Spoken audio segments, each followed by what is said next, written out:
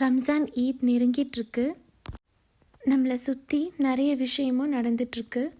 சிம்பிளான இன்க்ரீடியன்ட்ஸ் வச்சு ஆனால் ரொம்ப ஃப்ளேவர்ஃபுல்லாக நம்ம ஈத் பிரியாணி செய்யலாம். அதுவும் குறைஞ்ச டைமில். நம்ம சேனல்லே நம்ம டிஃப்ரெண்ட் டைப்ஸ் ஆஃப் பிரியாணி பார்த்துருப்போம். இன்றைக்கி நம்ம பார்க்க போகிறது இதுவுமே ஒரு டிஃப்ரெண்ட் மெத்தட். கல்யாணத்துலலாம் சாப்பிட்ற பிரியாணி நமக்கு ஒரு டிஃப்ரெண்ட் டேஸ்ட் இருக்கும். சிக்கனில் நிறைய மசாலா ஒட்டியிருக்கும், ரைஸ் ரொம்ப ஃப்ளேவர்ஃபுல்லாக இருக்கும். அந்த மாதிரி ஒரு டைப் தான் இன்றைக்கி நம்ம இந்த ஈதுக்கு செய்ய போகிறோம். அதை எப்படின்றது நான் ஸ்டெப் பை ஸ்டெப்பாக உங்களுக்கு இந்த வீடியோவில் சொல்ல போகிறேன். சீரக சம்பா ரைஸில் தான் நம்ம இதை செய்ய போகிறோம்.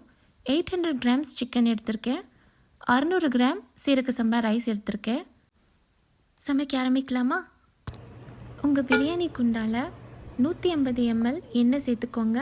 லவங்கம், பட்டை, ஏலக்காய், ஷாய் ஜீரா இதை சேர்த்து நறுக்கி வச்சுருக்கிற பெரிய வெங்காயம் 3 அடுத்து நம்ம இதில் சேர்த்துக்கிறோம். அடுப்பு மீடியம் டு ஃபுல் ஃப்ளேமில் இருக்கட்டும். அடுத்து தேவையான அளவுக்கு உப்பு. நான் இந்த உப்பு சிக்கனுக்கும் சேர்த்து தான் இப்போது ஆனியனில் போட்டிருக்கேன். இது பொன்னிறமாக வதங்கினதுக்கப்புறமா நம்ம கழுவி வச்சுருக்கிற சிக்கனை இதில் சேர்த்துக்கலாம். பிரியாணிக்கு பெரிய பெரிய பீஸ் இருந்தால் ரொம்ப கரெக்டாக இருக்கும். அதனால் நான் இங்கே லெக் அண்ட் தை பீஸ் எடுத்திருக்கேன். அடுத்து ஜிஞ்சர் கார்லிக் பேஸ்ட். இப்போ இது நல்லா பச்சை வாடை போகிற வரைக்கும் வதக்கிக்கலாம். மிளகாய்த்தூள் 2 டேபிள் ஸ்பூன் சேர்க்குறேன். அதில் 1 table spoon Kashmiri chilli powder, 1 table spoon normal chilli powder. அடுத்து பச்சை மிளகா, புதினா, கொத்தமல்லி, 2 தக்காளி எல்லாத்தையும் நான் ஆல்ரெடி கட் பண்ணி எடுத்து வச்சுருக்கேன். அதை 1 by 1 இப்போ நம்ம இதில் ஆட் பண்ணிக்கலாம். 2 குழிக்கரண்டி தயிரும் நான் இதில் சேர்த்துக்க போகிறேன். அது அரை கப்புக்கு வரும். அப்புறம் நம்ம கட் பண்ணி வச்சுருந்த தக்காளி, 2 பெரிய தக்காளி இதில் சேர்த்துருக்கேன். இதை அரைச்சி கூட சில பேர் ஊற்றுவாங்க. ஆனால் இந்த ஸ்டைல் பிரியாணிக்கு நீங்கள் தக்காளியை கட் பண்ணி தான் சேர்த்துக்கணும், இல்லைன்னா உங்களோட தண்ணி அளவு மாறிடும். எலுமிச்சை சாறு சேர்த்து இப்போ இதை முதல்ல நம்ம குக் பண்ணி எடுத்துக்கலாம். நம்ம ஊற வச்ச சீரக சம்பா அரிசி வேக வச்சு எடுத்துக்கிறதுக்காக நான் ஆல்ரெடி தண்ணியை இங்கே கொதிக்க வச்சுருந்தேன்.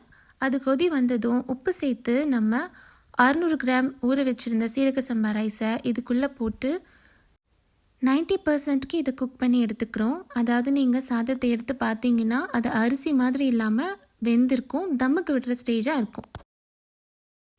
ஆமாங்க, நான் சொன்ன ட்விஸ்ட் இதுதான். நம்ம இங்கே சீரக சம்பா ரைஸை வடித்து இதில் சேர்க்க போகிறோம்.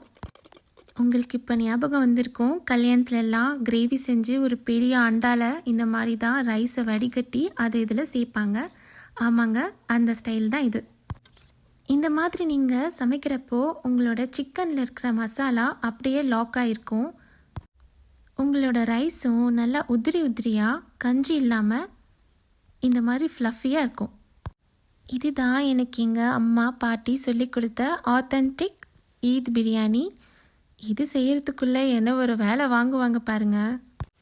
அரிசி கழுவுறதுலேருந்து எனக்கு இன்ஸ்ட்ரக்ஷன்ஸ் ஆரம்பிக்கும். சீரக சம்பா ரைஸை ரொம்ப நேரம் போட்டு கழுவக்கூடாது, 20 நிமிஷத்துக்கு மேலே ஊற வைக்கக்கூடாது, உப்பும் எண்ணெயும் கரெக்டாக இருக்கணும். அப்போ தான் நம்ம பிரியாணி கரெக்டான பதத்தில் இருக்கும். இதெல்லாம் எனக்கு பிரியாணி சமைக்கிறப்போ எங்கள் அம்மாவும் பாட்டியும் சொல்லி கொடுத்த டிப்ஸ். உங்களோட ஃபேவரட் டிப்ஸை கமெண்ட் பாக்ஸில் ஷேர் பண்ணுங்கள். Eid ul Fitr Mubarak friends.